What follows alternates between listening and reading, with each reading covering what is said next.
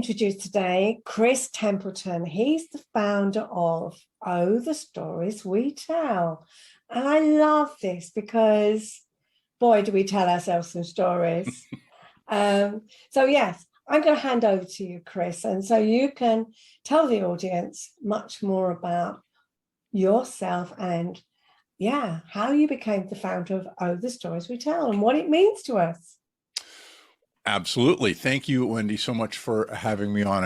I totally appreciate being here and being able to share with your audience this little gem that I have put together. And it is a gem. I mean, if you take this to heart, it's life-changing. I started doing this work in 2003, started uncovering some questions, which turned into questions in a model.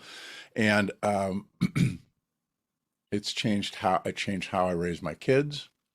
It changed how I was a partner to my wife, how I dealt with employees and vendors and clients. And so, and most importantly, oh, I forgot this one, how I deal with myself and how I have what I like to say is, oh my gosh, clear glasses, not rose colored, not dark shades with clouds over our heads, really, really clear glasses. And they can always get clearer. There's always more to the story than, Yeah. but so that's kind of, I got started in 2003 reading a book called The Power of Now. I always say the Power of Now. I get them confused. Got to get some of me in there. No, The Power of Now by Eckhart Tolle. And his whole thing is how one of the big things, other than being in the moment, is this idea of how good we are at driving ourselves crazy in certain parts of our lives. And then if we get really good at it, we tend to see the rest of our lives with that kind of cloud over our head. And so it really struck me that, oh my gosh, I'm the one that's responsible for how I color my world and how I look at myself and the people around me. And I have a tendency to either be very negative and very judgmental, or I have a tendency to be really, really positive and everything's great until it's not. And then wham, I'm over at the negative side of the model. So, so having that basic understanding of, oh, when, I think about all the kind of new age thought of, well, Chris, Wendy, you create your own reality. And I'm like, well, what does that mean?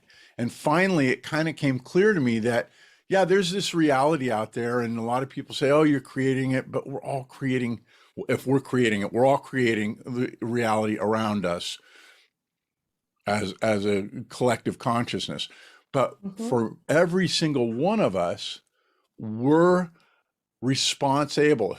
We are the ones that are taking the input and deciding how we're going to color it, or if we're going to put on clear glasses. And unfortunately, in the places that we struggle, we tend to color. Usually dark clouds or rose colored glasses. Yeah. And I think you say that we create our own reality, but there's also that part of us that is hardwired in the way we survived. And you talked before we started this conversation about the fight or flight response. But we developed unconsciously quite often as young people, as children, strategies to help us survive in the world. Yep. And those strategies, people talk about them as defenses. And I go, no, it's not defense, it's protecting. And you talk about the protector. We're going to talk about that in a minute. But it's how we learned how to survive. And it could have been that we always had to be the good girl. It could have been that if we get really angry, we'll keep people at bay. If we just spend lots of time looking after others, then they'll be our friend. If we hide away and just don't connect with the rest of the world, keep ourselves to ourselves, we will survive. And it is that kind of thing. And I've got several of them that I know come up for me.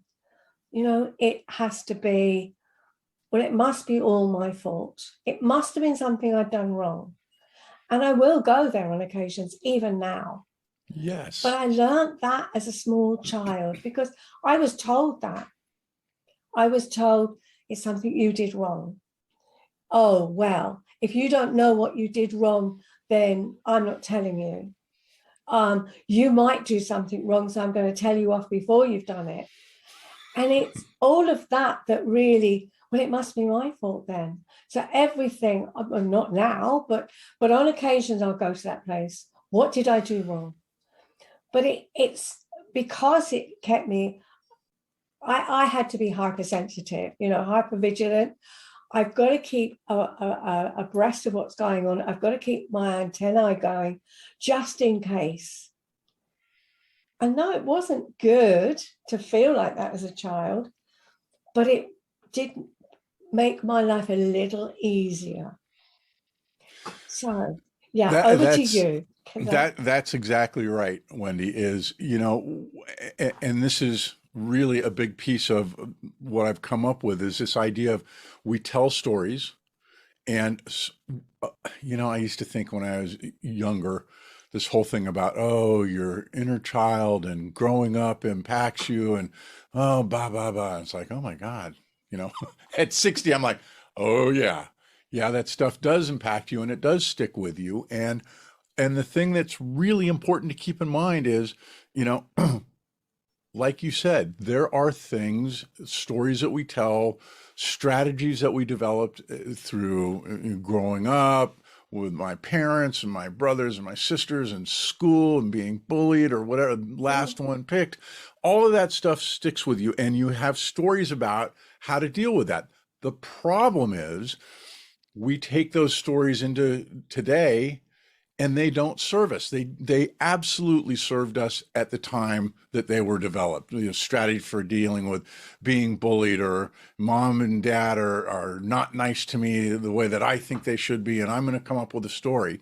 So understanding that so much of the places that we struggle are based on strategies that we developed back when we were younger, and then being able to say, wait a minute, guess what?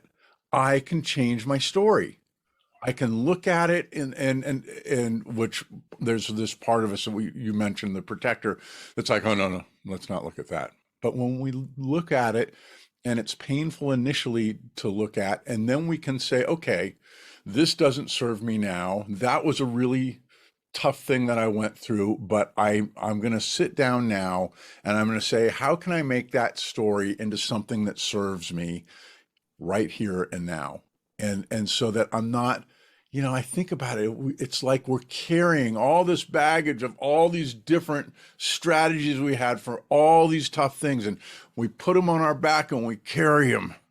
And really what any therapist, what any coach is trying to do is to help to let go of that stuff and frame it up in a way that serves us. And we all, I think one of the things that's really hit me hard is I believe we all have access to this kind of infinite intelligence within us, and we need help getting to it. Therapy, Mm. coaching, my model, whatever it may be. But we all have kind of at the core of who we are, that intelligence. And when we take the time and start to talk down that part of us that's holding all that baggage so that we can kind of get to where that intelligence lies, it's a really good thing. Yeah, I agree. And I think the stories we tell, I think that is how we can really begin to understand, because just those little stories of those incidents, I remember when, I recall when, because those little stories, they're little snippets of our former life. When I was bullied at school, when my mum didn't talk to me, when I failed those exams, when my boyfriend dumped me, I think all those little stories, they add up to the bigger picture. And I think even whether we tell the stories to ourselves by writing, whether we share them with somebody who we trust, whether we work with a therapist or a coach, I think they are so valuable because those stories we tell are the ones that give us the insights as to how we behaved, why we behaved, how that impacted on us. That's when we've got that ability to change the story. Yeah, that's exactly right. I should just run through the 3 questions that I came up with. What's the story I'm telling? Question number 2, is it serving me in this moment, in this moment, in this moment? Question 3, is there a more authentic story I can tell? And one of the things I love about this is it's designed to be simple. There's no, you've got to hold your hands like this and speak like this because it doesn't work anyway. So when I've got something that's super simple and that anybody can relate to, the beauty of this model is, and these questions, when I share it with my kids, my kid can say, hey, Dad, you in little me mode right now? That story serving you? And if he's not a jerk about it, I can hear him and go, oh my God, I am up there. And you know what? I'm going to stay here for a few minutes, but I'll be back down, not too long. Like that's the simplicity that I wanted for this model. So those 3 questions, and the beauty is we're not saying, hey, Wendy, how you feeling? And, you go off and you're mad and you're angry and you're not going to take it anymore. And that's where we end up. And so with question 2, is this story serving me in this moment?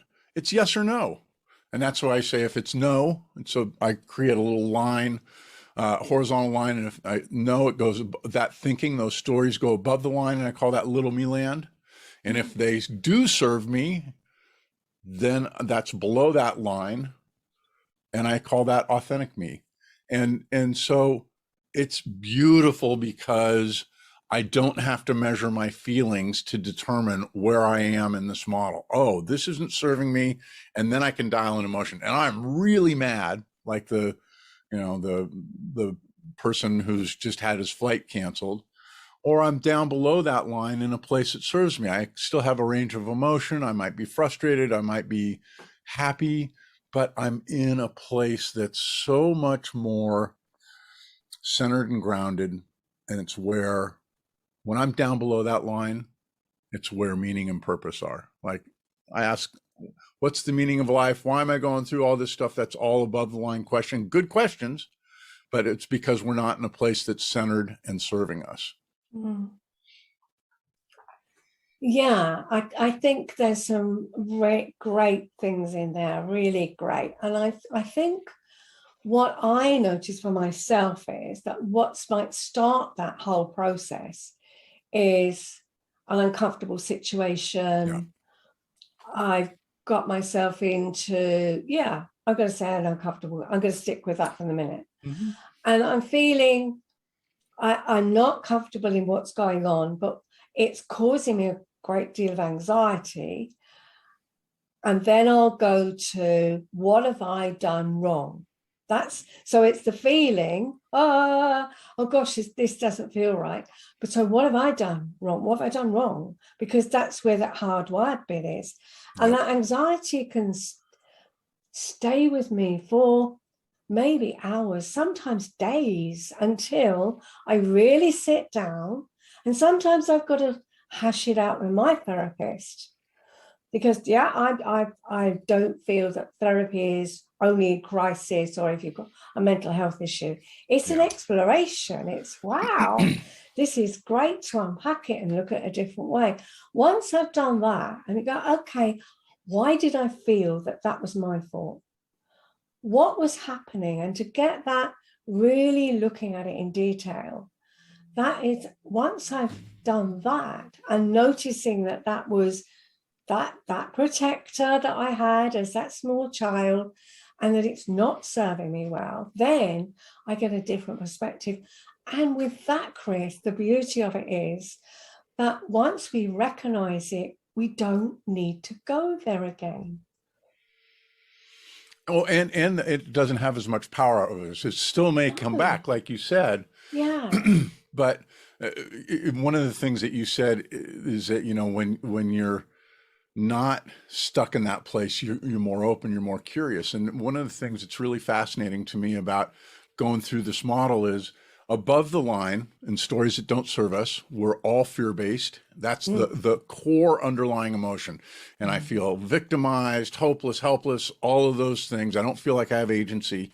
And the thing that fascinated me, I looked up what the opposite of fear was. And one article I ran across said the opposite of fear is curiosity. Oh my God, what a great concept. So when I'm down below the line and authentic, I'm just more curious about myself, about why I'm mad at somebody or frustrated with my kids. When I'm down below that line in authentic me land, I'm curious. I'm open to, hey, what is the story?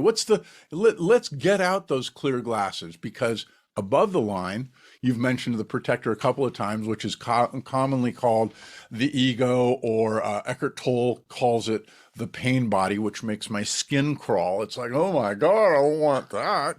If you take all of that stuff and say, get rid of this thinking that the ego is the enemy, and you say, oh, I have some hard wiring that is the reason we're on this planet today, the fight, flight, freeze response, the amygdala in our brain, the part that's wired to keep us safe.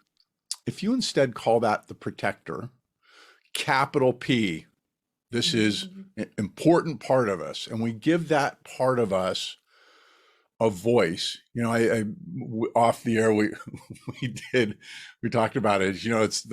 It's happening all over the globe right now. Canceled flights everywhere, and people get off the flight they thought they were flying to, and they march to the counter agent, and they let that counter agent just have it. Worst airline, I'm never flying again. Blah blah blah. I can't believe this is ruining me. And when you think about it, here's this protector, big old balloon, and that counter agent is behind the counter, mouth closed, not saying a word, as this person vents and vents and vents, and the balloon gets smaller and smaller and smaller and smaller. And at some point, the person who's complaining gets a sheepish grin, like, oh my God, I just said that.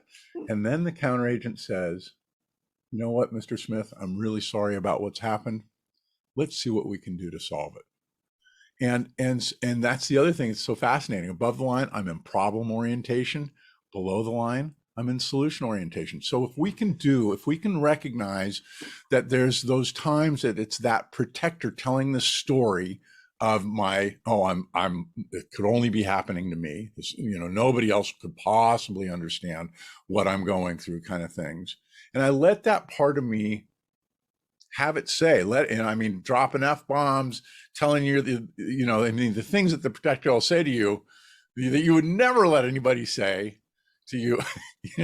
When you start to just give that part of yourself a voice and say, okay, now how can I take what the important pearls of that are and authenticize that story so that it serves me? When we start looking at that part of our wiring that way and give it that platform, all of a sudden it becomes our partner instead of our pain. Oh my God, the pain it can cause, right, Wendy? Oh. Absolutely. Yeah. You're right. The fear, the feeling of aloneness that no one else understands, and definitely fear-based, and I think it is the curiosity. I often think, let's be our own detective, figure out what's really going on. And that's why when I work with clients, I quite often go, okay, you created those behaviors. Where did they come from? Why is it still causing you grief? Let's look at it, because it really did serve you well at one point, but it's not doing you any good right now. I think this is so powerful, Chris, and I think I love it. I love what you're saying, because you're speaking my language, definitely. Well, and you know what? We're speaking everybody's language. That's the beauty of this. Like, this is universal. And when I start looking at this, this model and these questions, for myself. Then the other thing is it's prescriptive, Wendy. It's like, oh, I know what I need to do. I need to be I want to be below the line more often.